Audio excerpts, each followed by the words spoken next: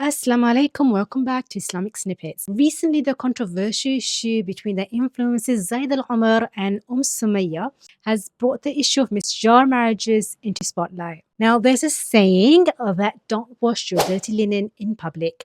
And Misyar marriages are quite disreputable and they do take place undercover, but this time it's been exposed. It's out in the public, so let's talk about it. If any of you don't know what happened, then basically there's a brother. His name is Zaid al-Umar. He gives da'wah online, and there's another influencer. She's a single mother. Her name's Summaya. So the brother, he messaged the sister seeking her advice to get married to a single mother, but he wanted to keep this marriage a secret from his family. So everyone's been talking about this on social media. He also sent me proof of his innocence.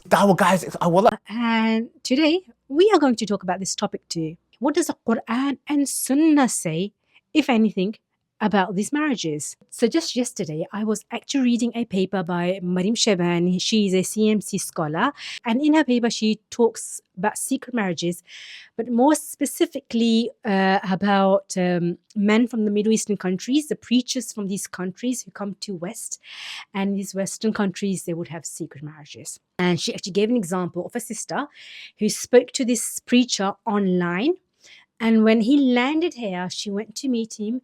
On the same day, they had a secret marriage. And after that, they had one more meeting. And then the sister asked him, so are you going to tell people about this marriage? And then he divorced her. So the secret marriage led to a secret divorce. Women in the West, you need to be aware of these kind of marriages. And these secret marriages are actually stemming from misyar marriages. Misyar means traveling marriages. Now, these marriages did not exist in the time of Rasulullah. They did not exist in the time of the Sahaba. So you will not find anything in the Quran and Sunnah about these marriages. No statements of the Sahaba about these marriages either. These marriages were practiced later on when men, they would be traveling, and whichever country they would travel to, they would kind of get married there. So now when there's nothing in the Quran and Sunnah about a marriage, there are going to be lots of opinions about these type of marriages. So from these opinions, some scholars say it's permissible, like Yusuf al-Qardawi. Others, like Albani, say impermissible. Some would say makruh. Some of the Saudi Arabian scholars, like Ibn Baz and Ibn Uthaymeen, initially said permissible. But when they realized the people were abusing the fatwa, they retracted from it. So another thing we need to know, that misyar marriages are more commonly practiced by the people of Middle East, in Middle Eastern countries, or when they are traveling from Middle East to Western countries. Alhamdulillah, most Pakistani, Indians and Bengalis, we are safe from this fitna. These marriages are not really practiced by our community. So misyar marriage is basically a marriage contract where the couple, they agree that woman, she will forego some of her rights, which Allah subhanahu wa ta'ala has given her. So she has the right of nafaqah, of, spending. So the man is supposed to give her expenditure. So she can say, I allow you, I don't want no expenditure from you. Or, the right of residence. She can say, you don't have to provide a residence for me. So basically she is foregoing some of her rights, some of the things which Allah subhanahu wa ta'ala has entitled for her in our Sharia. So those scholars who say it's permissible, they say it's permissible if all the conditions are met. So from these conditions, there's an offer and acceptance, a guardian according to most of the madhahib, witnesses. So they say, basically if the contract is kind of ticks all the boxes, of the conditions, then the contract technically, legally, it's valid. So these scholars are lawyers. So as a lawyer, if you're ticking all the boxes, the contract is valid. But none of these scholars would say that ethically and morally, this is something, recommended. The big problem is that misyar marriages have kind of turned into secret misyar marriage. So now it's not just a woman foregoing some of her rights, but the marriage contract, it's going to be a secret as well. And this one is very, very, very dangerous because it clearly goes against the sunnah of our beloved Rasulullah sallallahu alaihi wasallam. Ahmad Aisha, she narrates a hadith by Rasulullah sallallahu alaihi wasallam that he said, أعلنوا هذا النكاح واجعلوه في المساجد واضربوا عليه بدفوف. So Rasulullah sallallahu alaihi wasallam said, announce this marriage. And he could have just said, announce the marriage and it would have been enough. But no, he adds more to it. He says, conduct it in the masjid. When you conduct it in the masjid, more people find out about the nikah. He could have stopped there, but then he adds more and he says, strike the duff, beat the drum. Because with the drum noise, even more people are going to know. So there's so much emphasis on announcing the nikah, announcing the wedding. It's not supposed to be kept a secret. Another hadith, very important. Rasulullah sallallahu alaihi wasallam said, "Faslu ma bayn al-haram wal-halal ad-daf was-sawt." What distinguishes between a halal marriage from a haram marriage?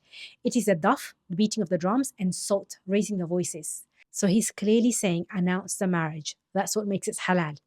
And if you keep it a secret, that's what makes it haram. So he is saying that a halal marriage is the one which is announced and haram is the one which is kept a secret. Ibn Taymiyyah, he was very strict about secret marriages. He compared a secret marriage to fornication. Az-Zuhri, he said secret marriage couples, separate them. Omar radiallahu anhu, during his khilafah, a case came to him where a man and a woman, they got married without witnesses. And when they came to him, okay, without witness, everyone says it's haram. But Omar, he called this marriage nikahu sir, secret marriage. And he said, nikahu sir batil, a secret marriage is invalid. From the four schools of law, Malikis, they say a marriage which is secret, it's invalid. Doesn't matter if all of the conditions in the contract are there. If the announcement is not there, the proclamation is not there, this marriage is invalid. Now, as I said, even those scholars, as lawyers, when they say technically the contract might be permissible, but morally, ethically, it's wrong. Why? Because there's so many problems with this kind of marriage. Let's talk about the problems. Number one problem, these marriages are temporary in nature. 80% of them are going to end in divorce. They're not like mut'ah because you're not specifying the end of the contract dates, but the intention is there. And remember, dear brothers, al-a'malu bin-niyat. So if your niyyah is of ending this contract, you can hide it from a court or a judge. You can't hide it from Allah subhanahu wa ta'ala. That's what you're going to be judged on in the hereafter. Don't get into a marriage you know you want to end. Another big problem with these marriages is you don't want to have children. Rasulullah sallallahu in the hadith actually encouraged have more children to increase the ummah. But in these marriages, you just want to go against the sunnah and have the intention of not having children because these marriages are just based on lust and you just want to legalize them, which pretty much sounds like legalizing prostitution. But anyhow, God forbid, if a child is born, what's going to happen? Two scenarios. Either she's going to abort the child, which is haram, or secondly, even if the woman has the child, is the child actually going to have the father's name because it's supposed to be a secret marriage? Or child is not really going to be brought up in a family with both the parents. And all of this is just actually injustice to the child. And at the heart of Islam is justice. Another big problem, these marriages are so degrading to sisters. Women, keep yourself safe from these marriages. Most of the time when men, they are looking for secret marriages, they are looking out for women who are either reverts, because maybe you don't have family support and you might not have much knowledge about Islam, so you'll trust these men. Or they look out for divorcees or single mothers or poor women, take advantage of their financial situation.